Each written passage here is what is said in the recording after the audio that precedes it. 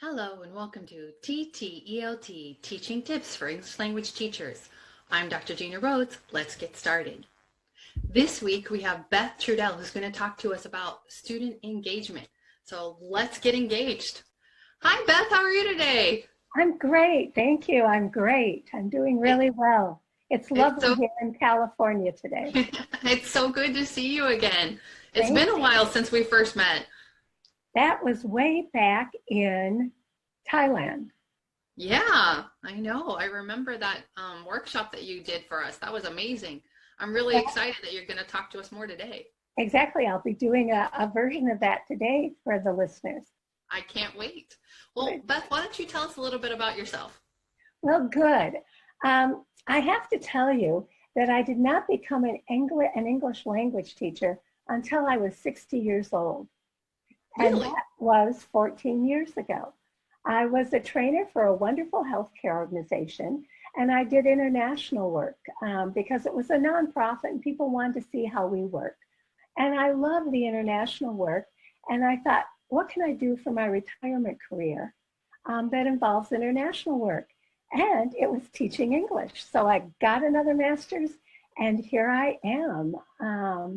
And right after I got my degree, I retired from my training job at the healthcare organization, and I applied to be an English language fellow. It was the best career decision I ever made. And I was stationed in Bangladesh, which is now my second home. I go back there all the time. So I've been in Bangladesh, Afghanistan, Pakistan, so many different people. It's been places and people. It's been wonderful. It is an amazing organization. I was really happy to have the opportunity to learn from you, and I'm so excited that we all get to learn from you today. Exactly, exactly. And Well, so, I tell you what I'm going to do today. A lot of it comes from one of my favorite authors' books, and here it is. It is Student Engagement Techniques, a handbook for college faculty. But these can be used in middle school, high school, college. And Elizabeth Barkley I make no money off these books, but Elizabeth Barkley has written with her colleagues so many books. One's on collaborative learning, one is on assessment. She's just a fabulous author. So I just got this past week. It's the second edition. It just came out. And as you can tell, I've been using it a lot already. So I just wanted to share with folks this book and how wonderful it really is. well, we're excited to learn what you have learned from that book and the other techniques that you have tried and used with your students. As we focus today on student engagement, my first question is, why should teachers worry about how engaged their students are? It's a big deal. It's a really big deal. So student engagement, right now, I think most of the people who are listening and watching are teaching online. And it used to be that student engagement was a lot easier. As this picture shows, you had your students all together, you could move them into groups, you could get them up and moving, you could do a whole lot of things. But online, it's not so easy. I see pictures all over the web of students falling asleep during their online classes. So student engagement is even more important now, much more important. The reason is learning begins with student engagement. And this is based on evidence, on studies done. And not only begins with student engagement, it makes the learning of a much higher quality. So it's very, very important. And what in the world is student engagement, huh? It's a combination of motivation and active learning. Two things. Now, I know we all learned a lot about motivation during our teacher training, and it really is just the amount of enthusiasm, attention, and effort that a student puts forth. So what we're going to focus on today is active learning, okay? So how in the world do we do that? Well, we start out by trying to meet our students' needs. And the first need that I like to think of is safety. I always want to make sure my students feel secure, happy, safe in the classroom. And Brophy, whom I'm sure maybe we've all read a little bit of, says students are able to focus their energies on learning without becoming distracted by fear of embarrassment or failure, that they'll be successful, or by resentment of tasks that they view as pointless or inappropriate. Tasks that mean nothing to them. You know, I mean, if I say, let's say you're students in Australia and you say to them, write a letter to the president of the US. Well, what do they care? You know, that is not the politician they're worried or concerned about. Tasks need to be authentic, really authentic. Fabulous. I love it. The problem is we have so many different students. Elizabeth Barkley, who wrote the book I love, divided them into 3 categories. And we've all seen these students in our classes. You know, they're students who are success-oriented. They love learning. Everything is magic for them. They learn quickly and easily, and their goals are really learning goals. They do it for the love of learning. And then we have our overstrivers. Those are our students who have to work hard for everything they get. And they do work hard. They're successful, but they're not confident, and they're anxious. We've seen that, you know, and they have performance goals, not learning, but performing and getting a grade. And then we have the ones that break my heart, the failure avoiders. They have somehow, somewhere been labeled as a child or as a high school student sometime as not being very smart. And it's a horrible label for a child to carry or anybody to carry. They're not always successful. They avoid challenging tasks because they're sure they're going to fail. Their goal is work avoidance. This is a student who in the group will make jokes, you know, say funny things, respond in a different way to questions. They would rather have the teacher and fellow students think they were lazy rather than not very smart. So it's a very sad thing, but think about trying to do engaging tasks for all these 3 different kinds of people. It's a hard job. Yeah, pretty almost impossible some days. Yes, you're right. You're right. Those are the days.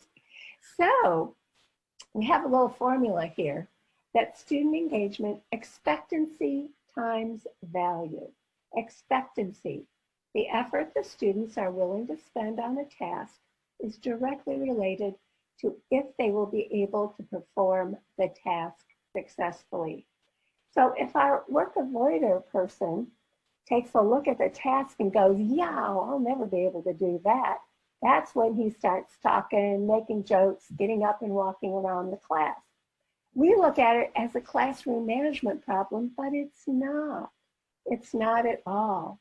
It's that they're afraid of failing, which is a really sad way to be.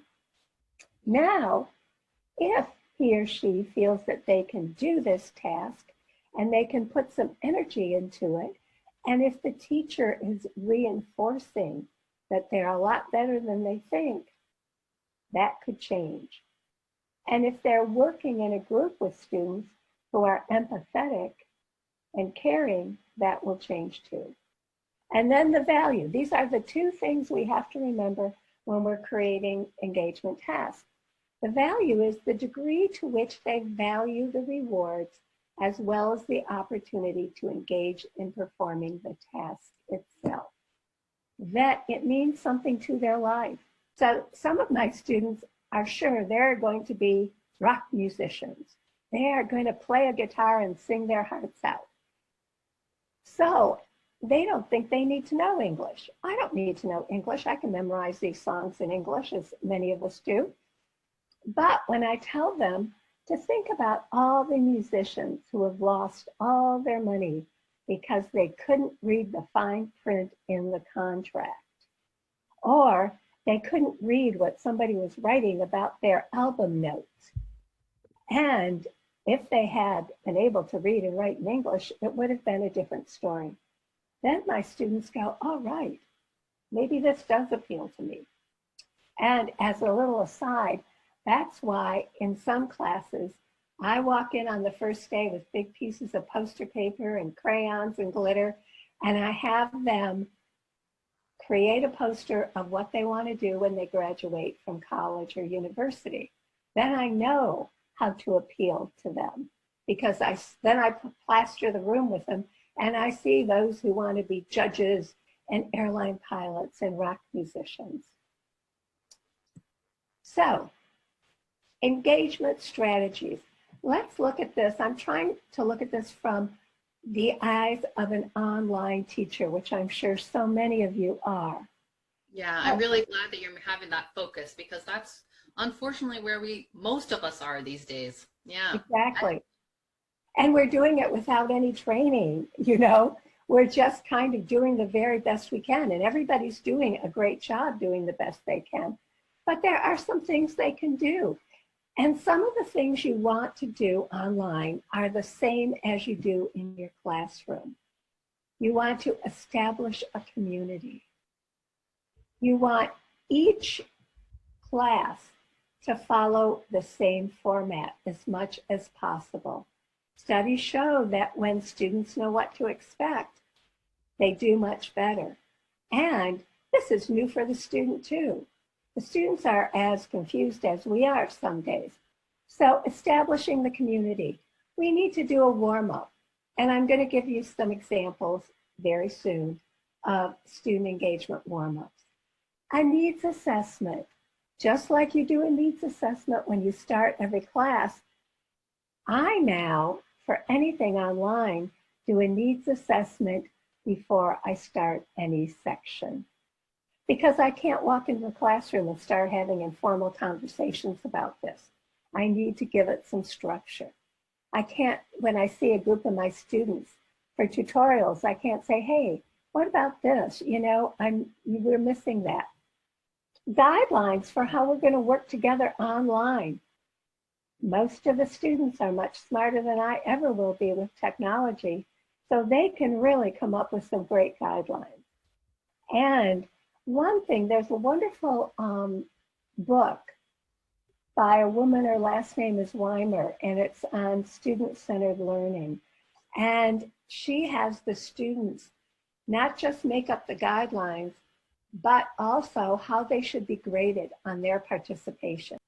They need to still participate, still be as involved as if they were sitting in a classroom. And if they come up with those guidelines and how they will be graded on participation, they'll do much better and they'll stay involved. And then how in the world are you going to do tutorials with those students that need extra help? That's another big issue for online training. I've always done tutorials.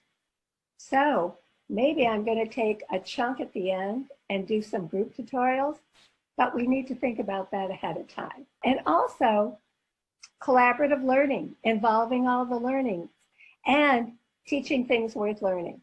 Okay, so this is my first tip. And this is brand new. I found this just this morning. This is brand new in Elizabeth Barkley and Claire Howell Major in this edition. I've never seen this activity before. So you are the first group to see it. And this is called the Rainbow Activity. So we'll talk about how this can be done, and you can come up with an idea of how to do it. So there's different questions to ask the students, and they are color-coded. So red, what is one behavior or thing you wish that the teacher or students would not do? What a great question for a warm-up. Thank you, Elizabeth Barkley. This is such a great question. You know, we need to know not just what we should do, but what should we stop doing that drives people crazy and other students. And so that's red. Red means stop, stop doing this. Orange, what motivates you to do your best? So not only this is a warm-up where the students are getting to know each other and express themselves, you as the teacher are learning a whole lot about them. And then yellow, to what learning experience have you given your all? What really pulled you in? Very important. Green, green's for money. What do you plan to do for a career? So again, this is like doing a fun needs assessment, but also the students are getting to know each other. Somebody will say, hey, this guy's going to do this, or this girl thinks she can do this. And blue for the blue sky. The sky is the limit. What are your dreams and hopes for the future? Do you know, one time I asked a similar question and a young man said, well, I take care of my sick mom and I do all the cooking for the family. And I'm thinking, oh my God, this kid is going to school full time. He's taking care of his sick mom. He's doing everything at home. And he said, I hope one day my mother is well again. And I'm like, oh my goodness, thank heavens I know this. And purple. Now, this is one of my favorite questions. If you were the ruler, if you ruled the universe, or if you were the king or the queen, or the president of the university, or the teacher, what is the first thing you would do? So this is straight out. So what do you think? What do you think, Gina? How could we do this online? Well, you can ask these questions and you can put the students in breakout rooms and have them, give each room one question to think about, or you could have them do it on their own first and then discuss together. There's a lot of different ways you could do it. I think it's fabulous. These are great questions. Aren't they fun? I was so glad I got my second edition to find this. So yeah. Exactly, you can put them in groups and they could do it. Or you could have one group be red, one orange, and they could put them all together. And then as they give feedback, the groups could add. So if somebody feels strongly that they want to answer one of the other ones, they can put it in. Now, if you had them in the classroom, they'd be doing it on chart pads, walking around the room. But you can still get that same experience and get the same great information from them. And maybe you could even, like you said, have them do it ahead of time, so then you can get written answers from everybody. Yeah, and you see a little bit of how they write too. Yeah, you could give this as a homework assignment. You could even tell them, answer the 3 that are most important to you, and then they can discuss them together. That's a good idea. And then they would have to think critically and prioritize. That's a great idea. Good. So this is the first teaching tip, and I like it very much. Now, this is from the book again. This is called Artifacts. So artifacts are usually thought of as cultural or historical interesting items. And one of the things, I've quite often walked in with a basket of items, things from my home, fun things, things from my travels, and I'll go around the room and put one with each group, or they get to pick one out of the basket. And then they talk about it and make up a story, or, or I have students bring in their own artifact that tells us something about themselves. Now online, this is pretty simple. I found these pictures and I want students to answer, how are you feeling about starting this class? Pick a picture that matches your feelings. So I love the one of the woman on the tightrope, right? Yeah, I'm just kind of doing a balancing act here. Or how about the famous painting? Yeah, oh, the scream. Or here's somebody in the middle who's kind of overwhelmed. Lots of books, lots of classes. And then a young woman who's pretty happy working at a computer. And here's the guy who's just lying on the grass, thinking about class. There's his iPad, his Apple, his pen and paper. Which one are you? And you can pick different pictures for your culture. I just thought these were kind of fun. So artifacts, and you can use artifacts in many different ways. One time I asked my students to bring in their own artifact, to talk about it, and then they were going to write a little bit of a story. about it. And one young woman brought in a loaf of bread, and she said that when she turned 12, her grandmother thought she was old enough to understand that during the country's war, to feed her kids, her grandmother had to steal a loaf of bread. And the girl said, every time I feel like, oh my gosh, school is too hard, everybody's mean, I can't get along with my parents, I think of my grandmother. So students will surprise you with their in-depth what they do. So artifacts from their own heart and soul, their own family, and maybe they're going to bring in a superhero or somebody like that. But artifacts are kind of a fun activity, and they can be used so differently. These are great activities. This is fabulous. I hope our teachers will try some of these and let us know how it goes. I would love to know. I would love to know that. And then quotes. I love quotes. And a warm up. I once asked my students to be prepared, bring in a quote of their hero. Their hero could be somebody from Star Wars. It could be their mom or dad or grandma or grandpa. It could be a teacher from their youth. It could be anybody. But bring in a quote of something your hero said to you that really made a difference. And again, this is a real insight into your students. And this can be done very simply online. Or you could have the student pick their favorite quote from the reading.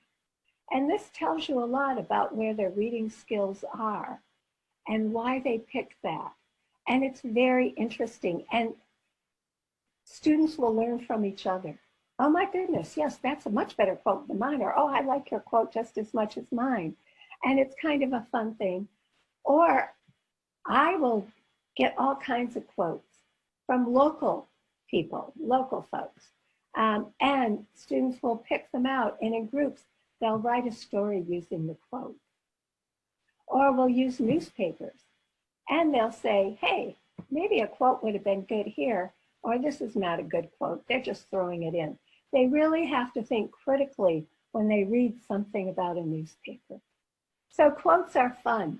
I'll tell you, when I'm training teachers, my favorite quote is, William said this, teachers sometimes correct a student's paper as if they were editing it for publication, and they shouldn't. So, I mean, quotes are always very interesting and fun in the classroom. And you can do silly quotes too. It doesn't have to be so serious. So here's a list of other strategies. I went a little overboard here. We used to do book clubs. Have you ever done a book club with students, Gina? I love doing book clubs. It's so fun. And you learn a lot about your students during book clubs. Yeah. Exactly. And it's a little harder online and a little more difficult to get them all involved in a book. But I like short story clubs too. Very, very many countries have beautiful short story authors. Pakistan, when I was in Pakistan, they have some fabulous authors. And a teacher said to me, my kids don't like English literature. I said, oh my gosh, with the great Pakistani authors, forget about English literature, do Pakistani literature. So give them a taste of their own writers and look up a short story, and so many are in English, and do a short story club. Maybe some of your students have favorite short stories. So that makes it a little bit easier to handle online than a book club. And then this is one of my favorites, believing and doubting. Peter Elbow, who is in the land of English language teachers, is called a contrarian, somebody who does things the opposite way. He created believing and doubting. And I have used this so many times, and it's so much fun. And the good thing is that it's a really rowdy activity. But online, it doesn't matter. I mean, the teacher next door isn't booing because my kids are so noisy. But a student has to take an idea and support it as a believer, and then take a step to the side and support it as a doubter. And one country I was in, there was a big issue about women inheriting. Women were not allowed to inherit, but that was being questioned. And I used things like that in the classroom, current events, and it's a great critical thinking, speaking activity, persuasive. And the fun part is their group has to decide whether they're really a believer or a doubter. And their best time was when they would fool me. And I'd say, you're a believer. And they go, no, I'm a doubter. And then everybody would scream and holler and cheer. So this is really a lovely activity. And there was one class where I did it to start the day or I did it to end the day. We did a little believing and doubting, and it was fun. And then directed paraphrase. You know, English language speakers need to be able to put things simply into their own words. So perhaps we're reading something, and I'll say, how would you explain this to your younger sister or brother or cousin? How would you explain this to someone who never read this book? Put it in your own words. And paraphrasing is a really important skill. Different than summarizing. And it's something that in the work world, or if they go to graduate school, they're going to need to be able to do. But it can be done in an energetic way, not just writing by yourself.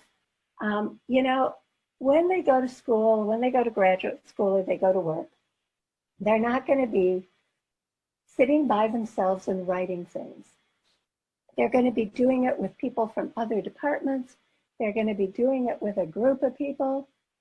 We need to get them doing this together so they can work on paraphrasing together and have a good time with it. And again, use a silly story, use a joke, get them to say it in their own words. Interviews. You know, one of the things we need to think about is how can they keep using English outside the classroom? So maybe they should interview their friend who in English, or friend, again, a relative in English. Maybe their mom and dad are English speakers. And, you know, we can do a little class on asking questions, doing good interview questions to get good answers. And they can do interviews outside of the classroom and come back with them.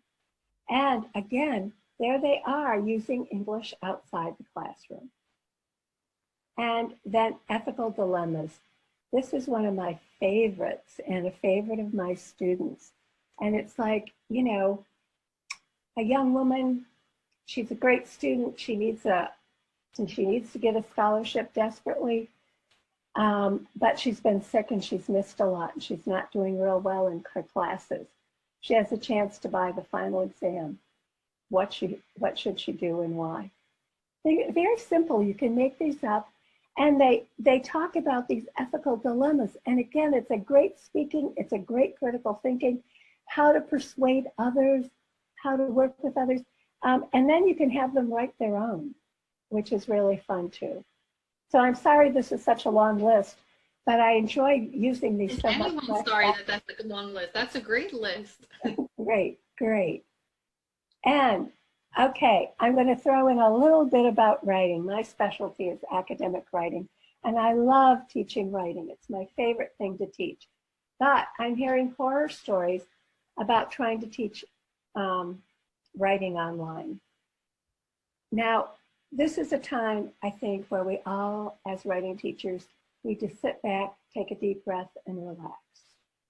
And we need to focus on the substance and the structure rather than grammar or word usage. You know, let's let them be successful. When you write, you're kind of vulnerable, you know? And, you know, you're pouring your heart out or you're trying to use your brain. So it's very important that they get structure correct, that they have a thesis statement, that they have one idea per paragraph, all those things. Let grammar and word usage go. Let's focus on these things, and this will be a big help. Have them write in groups and have them do it a step at a time. First, they write their thesis statement. First, they do their, their graphic, their spider diagram, their outline. And then they do their topic, and then they do a thesis statement. And everybody in the group shares theirs. And then we give them feedback. And then they go on to the next step. And everybody's being coached at every step. And your work avoiders are working in a group with different skills, and they're all working together and they're learning. And then you have them peer review with guidelines. And I want to tell you that the whole point, to wrap this up, of student engagement being so, so important, is that the University of Michigan, which is a very prestigious university in the United States, did a study on the best way for students to learn. And they looked at all the literature, all the recent literature, hundreds and hundreds of studies, and they came up with the best way for students to learn is students teaching other students. So that's another reason student engagement and working collaboratively is so important, even in the online world.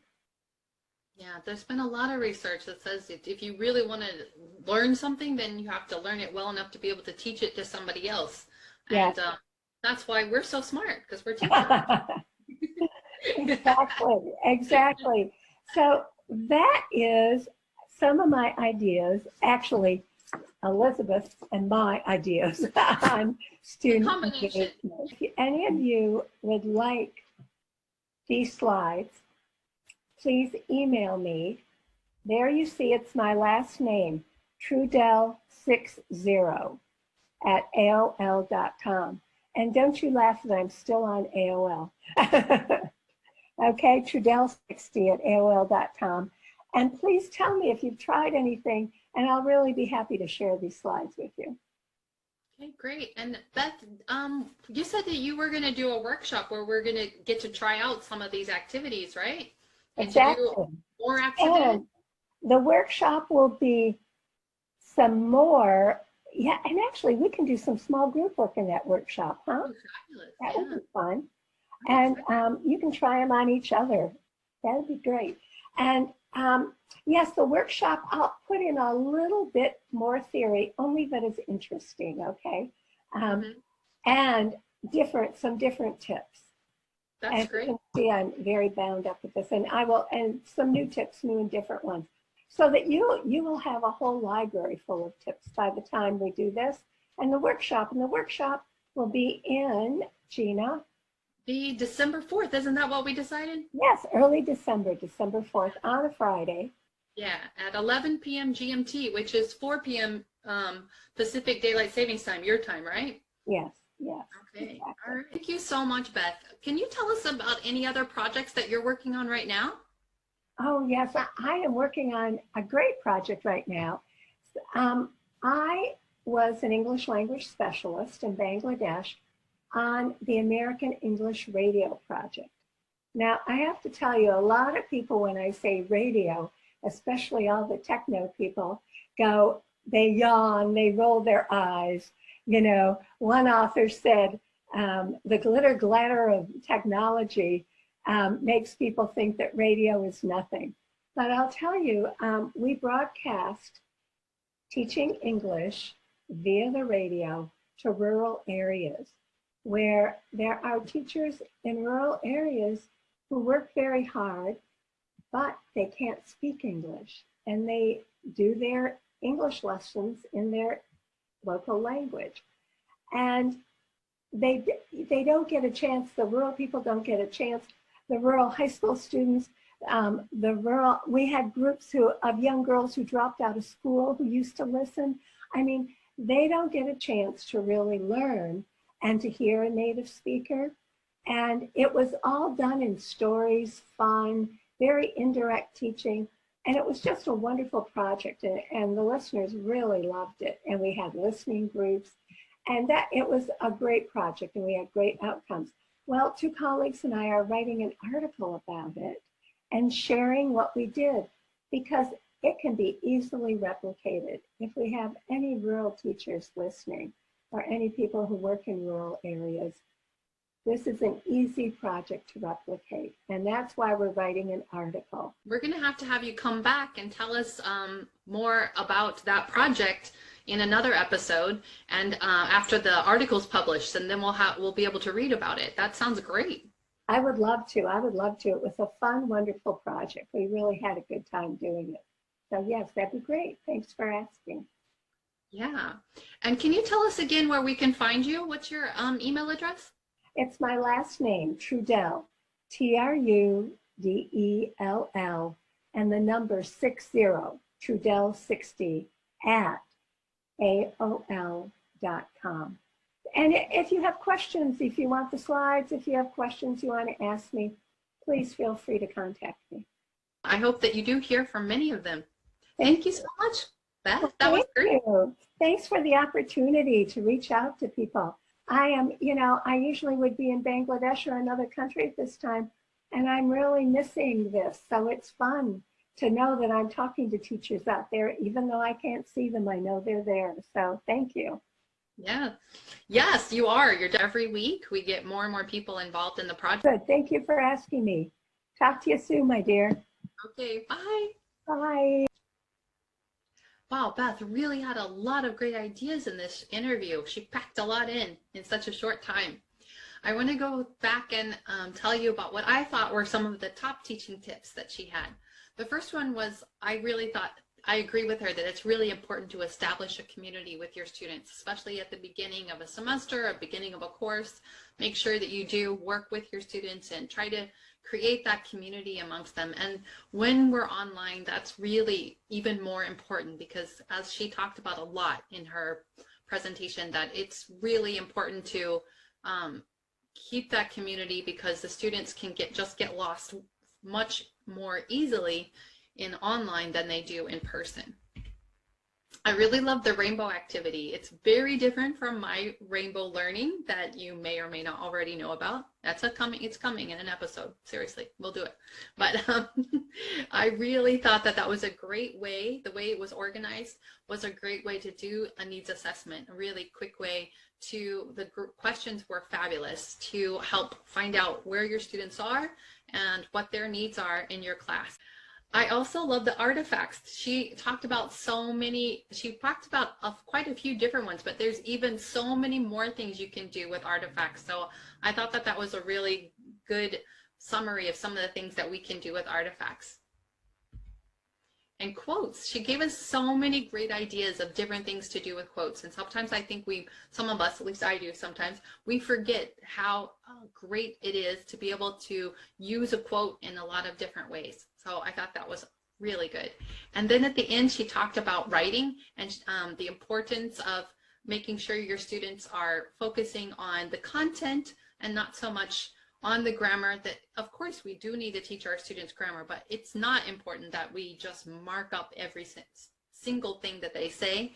We also need to think about what they're saying. And I think it's important to have assignments that are focused on form and accuracy, and then there are other assignments that are focused on their ideas and getting them out, and not really be critical of how those ideas are written, but that they're there, and that we're reaching a community with our students by having those there. And with group writing, I'm thinking I'll probably do an episode on it, but we can do a lot with group writing. I usually have my students, I create a separate Google Doc for each group, and then the groups online, they're in a breakout room together so they can talk to each other about what they want to write. And so they're in a breakout room and they're sharing a Google Doc, and so they can work together on their writing. So we do a lot of different writing in my classes through breakout rooms and Google Docs. And then I just check in on each room and see how they're doing. And I can, even when I'm not in the room, I can look and see what they're writing on each doc. It's really a lot of fun. So those were the top teaching tips that we learned from Beth. And don't forget that we're going to have a workshop with Beth talking all about her student engagement tips on December 4th at 11 p.m. GMT, which is 4 p.m. for her in Pacific Daylight Savings Time.